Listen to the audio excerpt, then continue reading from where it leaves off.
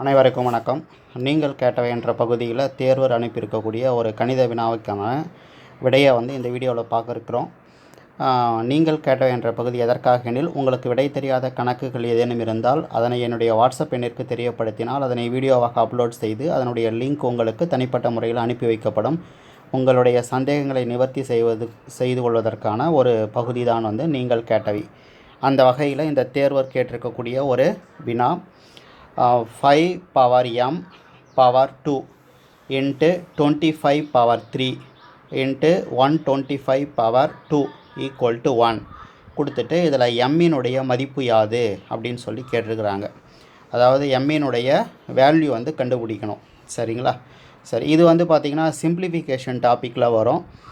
டிஎன்பிஎஸ்சியில் simplification, அதாவது sets and இண்டசிசஸ் அப்படின்ற டாப்பிக்கில் வருது. சரிங்களா? இது 8ஆம் வகுப்பு புத்தகத்திலையும் இருக்குது, 7ஆம் வகுப்பு புத்தகத்திலையும் இந்த டாப்பிக்கில் கொஸ்டின்ஸ் இருக்குது. சரி, இப்போ நீங்கள் இதில் ஒரு சில ரூல்ஸ் தெரிஞ்சுக்கிட்டீங்க அப்படின்னா ஈஸியாக இதை ஒர்க் அவுட் பண்ணலாம். ஃபஸ்ட்டு என்ன அப்படின்னா, எனிதிங் பவர் 0 1. ஓகேங்களா? So a power 0 1. இது ஒரு ரூல். ஒரு டிஎன்பிஎஸ்சி 4th குரூப்பில் இதையே கொஸ்டினாக கேட்டிருந்தாங்க. ஏ பவர் 0னுடைய மதிப்பு என்ன அப்படின்னு சொல்லிட்டு. ஓகேங்களா? A power 0 1. அடுத்தது a power M power n இப்படி இருந்ததுன்னு வச்சுக்கோங்களேன். பவர் மேலே பவர் இருக்குது அப்படின்னா ரெண்டுத்தையும் மல்டிப்ளை பண்ணிக்கலாம். எம்மையும் எண்ணையும் மல்டிப்ளை பண்ணிங்கன்னா எம்என், ஏ பவர் எம்என். ஓகேங்களா? ரைட்.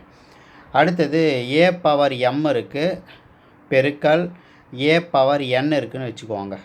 இங்கே ரெண்டுத்துலேயும் பேஸ் சேம் தான்.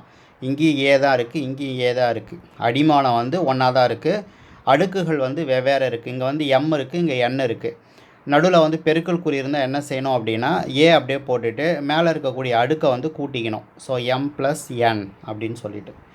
இப்போதைக்கு இந்த 3 ரூல்ஸ் நீங்கள் தெரிஞ்சுக்கிட்டீங்க அப்படின்னா இந்த கணக்கு ஈஸியாக நீங்கள் ஆன்சர் கண்டுபிடிச்சிடலாம். ஃபஸ்ட்டு என்ன கொடுத்துருக்காங்க அப்படின்னு பார்த்தீங்கன்னா 5 பவர் எம் பவர் 2. அடுக்கு மேலே அடுக்கு இருந்தால் என்ன செய்ய சொன்னேன், அடுக்கை பெருக்கிக்கலான்னு சொன்னோம் இல்லையா? அப்போ எம்மையும் 2யும் பெருக்குனா 2m அப்படின்னு சொல்லி வரும். ஸோ அப்போ 5 பவர் 2m அப்படின்னு வரும். ஸோ இந்த ரூல் யூஸ் பண்ணியிருக்கிறேன். ஓகேங்களா? அடுக்கு மேலே அடுக்கு இருந்தால் பெருக்கிக்கணும். அதனால் 5 பவர் 2m. ஓகேங்களா? அடுத்து இந்த 25 எப்படி எழுதலாம் அப்படின்னு பார்த்தீங்கன்னா 5 ஸ்கொயர்னு எழுதலாம். ஓகேங்களா?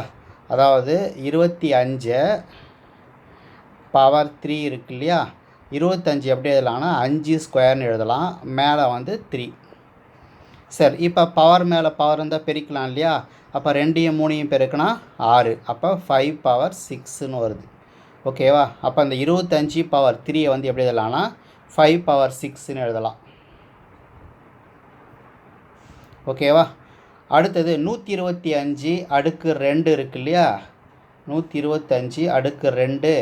125 எப்படி எழுதலாம்னா 5 அடுக்கு 3ன்னு எழுதலாம். 5 3 தடவை பெருக்கினா 125 வரும். 5 25, 25 5ஆல் பெருக்கினா 125. சரி, அடுக்கு மேலே அடுக்கு இருந்தால் என்ன செய்யலாம், பெருக்கிக்கலாம்னு சொன்னோம் இல்லையா? 3யும் 2யும் பெருக்கினா 6. அப்போ இதுக்கு பதிலாக என்ன செய்யலாம், 5 பவர் 6ன்னு போடலாமா? ஸோ பெருக்கல் 5 பவர் 6.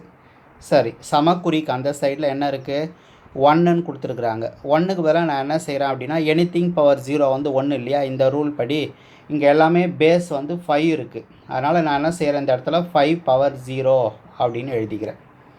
ஓகேவா? ரைட்டு. இப்போ இந்த ரூல் படி அடிமானம் 1 இருந்து அடுக்குகள் வெவ்வேறு இருந்து பெருக்க சொன்னாங்கன்னா அந்த பவரை கூட்டிக்கணும் அப்படின்னு சொன்னேன் இல்லையா? அப்போ அது பிரகாரம் 5 பவர், இங்கே 2m இருக்குது. அடுத்தது இந்த இடத்துல ஒரு 6 இருக்குது, இந்த இடத்துல ஒரு 6 இருக்குது. எல்லாத்தையும் கூட்டிக்கிறேன். Equal to 5 power 0. சரி, இப்போ 5 பவர் 2m 6 கூட்டினா 12 ஈக்குவல் டு 5 பவர் 0.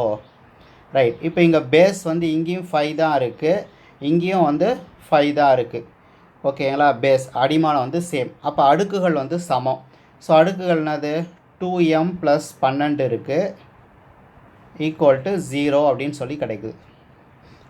ரைட். இதில் இருந்து 2m ஈக்குவல் டு -12 அப்படின்னு சொல்லி கிடைக்குது. ஸோ இதில் இருந்து m = -6 அப்படின்னு கிடைக்குது. ஸோ அப்போ இந்த கொஸ்டினுக்குரிய விடை வந்து என்ன அப்படின்னா எம்மோட வேல்யூ வந்து -6 அவ்வளோதான். ஓகேங்களா? அந்த ரூல்ஸ் மட்டும் ஞாபகம் வச்சுக்கிட்டிங்க அப்படின்னா ஈஸியாக நீங்கள் ஒர்க் அவுட் பண்ணிடலாம். ஓகேங்களா? சரி, அதாவது மறுபடியும் ஒரு தடவை சொல்கிறேன்.